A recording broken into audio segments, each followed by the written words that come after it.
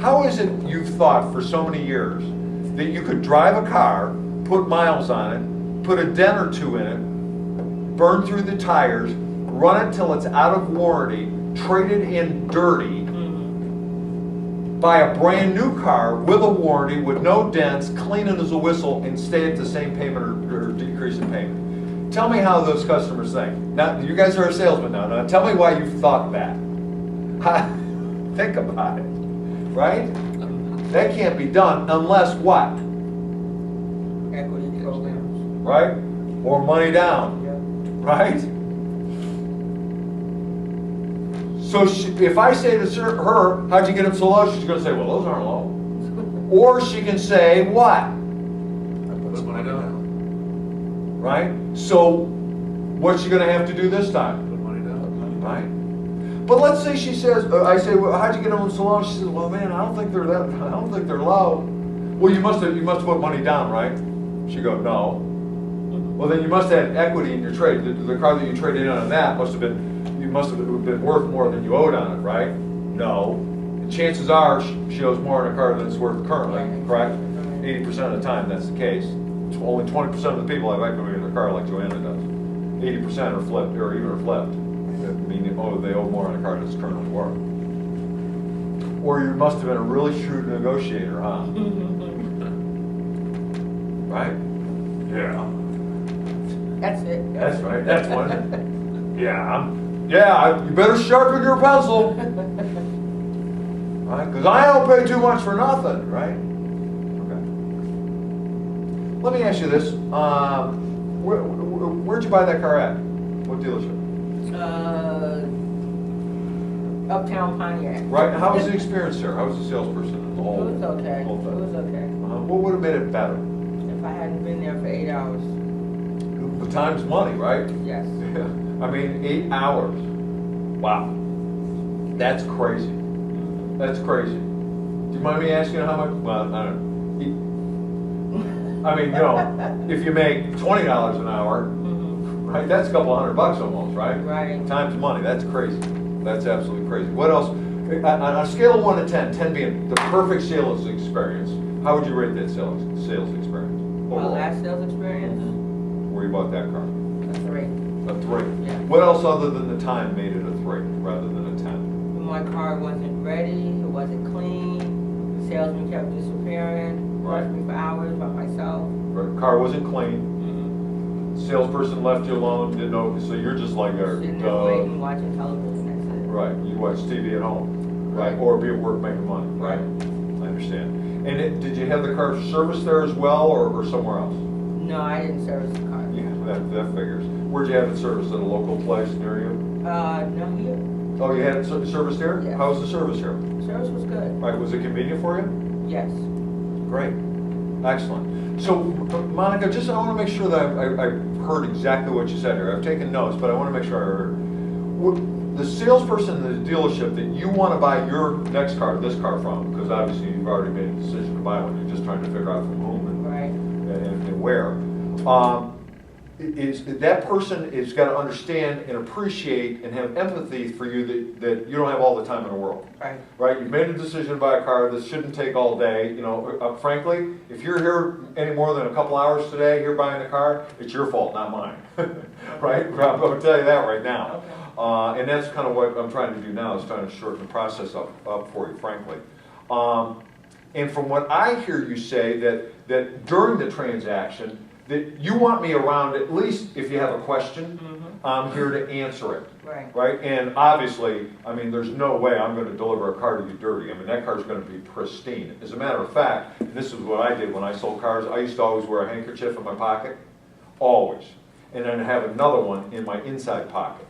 And when they come and deliver, when the customer comes, they deliver the car, I wipe the outside mirror with that handkerchief out of my pocket that was monogrammed CSL on it. I opened the car door with my handkerchief in my hand. And then I threw the handkerchief on the seat of the car. In their minds, no human hand had ever touched their car. That was my calling card. That's what made me different. That's, for me, how I did 400 a year. Okay? That was my deal. Go see the guy with the handkerchief. You get a free handkerchief, right? All right? That's how you're gonna get your car delivered, right? And in terms of servicing, you wanna do service at a place, certainly you wouldn't go back there because you thought the same thing was gonna happen in service there that happened during the sale, right? Right. And that's inconvenient for you, right? Yeah, they just didn't care. Right. Well, here's how convenient buying a car from me here is gonna be. Let me give you an example. Your car's due to have servicing on it. Now you're my client. You're under my protection. If I'm physically capable of doing it, you call me, I'll make your service appointment for you, you bring the car in, I'll take you to work, or if I'm physically capable of doing it, I'll take you to work, right? Drop you off, then I'll come back, I'll deliver your car to you, right? And then you just drive home. All you gotta do is get it here. If you can't get it here, call me. If I can, I'll come and get it. Okay. Right? Now that's convenience, is it not? You gonna write that down? Yes, ma'am. Okay. If that's what you need. Yep. All right? Now what if you just sold them? The car. You and what else a Store. little bit? The store. The store, because I'm making it convenient for her to do business with me at that dealership, yes or no? Yeah. Right? Now I could be, right? Remember what I said? She's 5 miles away from my competitor. I'm 15 miles away from her where she lives or works. But I'm gonna seem like I'm right next door, man. Now you gotta check with your managers on what you can and can't do. I'm just giving you an example. But do you see how the importance of making it easy and convenient for them to do business with you, yes or no? Yes. That, absolutely. All right, now the third phase is the personal phase, so I can't tell you, because it's personal. No, I'm only kidding. It's a joke. So let me ask you this, Monique, are you going to be using the car mostly for business, or is this just a car for pleasure that you're just going to be driving around? Yeah, that's my baby play. That's your pleasure vehicle, great. So your family's going to be in a car, I would guess, right? Yeah. Right. You have a big family? Big this way. Big this one? You got big kids? Yes. How many? 2 boys, 2 boys? How tall are they? 6'5" and 6'2". No way, is that right? Athletes? Yep, Yeah? yep. Yeah? Basketball? Mm-hmm. One basketball, one football. Yeah, no kidding. How old are they? 17 and 19. All right. How long could I get her to talk about her kids, her 2 boys? Forever. Forever. Yeah. Can I get them pictures out on the table in a matter of minutes? Yeah. Right? What if she said, right? Why can I do that? What do we know most about in our lives? Got kids? Ourselves. Mm-hmm. And what else? Family. If she had said business, right? So, you're going to be using the car for family or business? Business. Really? Really? What business you in? Well, I'm an axe murderer. No kidding. How long have you been doing that? Oh, ever since my dad was an axe murderer. Get out. I've never heard it. It's a generations after generation axe murderers. That's right. I said, well, let me ask you this. You're going to need big trunk space. And, oh, yeah, got to have a big trunk. Right? Yeah. So do you use hatchets or like, oh, well, no, we can find these little tiny chainsaws to cut off the ears and noses. I mean, how long can I get him to talk about being a chain? Right? Yeah. A long time. Because we know the most about what we do for our living and our families. Isn't that true? Yes or no? You bet. Right? That's what you're most comfortable with. So while they're talking, what are we building with this client? Rapport, trust. Remember during the interview, the 4th word, we talked about this earlier. First word was advertising, confidence, career. Then I said car salesman, a car dealer. What did most of you, what did you really think? Scumbag, thief, liar, cheat. Is any of that going on yet? No. No, ma'am. Dead at midnight. Starfish. Did we read the starfish the other day? Yeah, starfish. Yeah. Go back in the ocean. Made a difference to that one. Right? That's all we're doing here, right? This is completely different, isn't it? The way that you've been treated going into a car dealership. And you're even going to see more so in one of your homework assignments that I'll tell you about later. So is it, is any of the boys going to need to be here? Is there anyone else involved in the decision? No, This is all just on you. me. Great. Just me.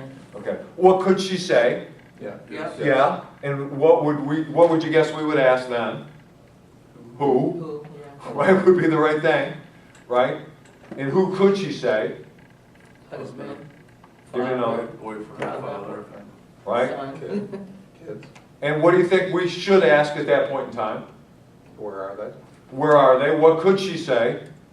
Home. Home, work, the astronaut on the moon. Right? Those are all the potential possible answers. It don't matter to us.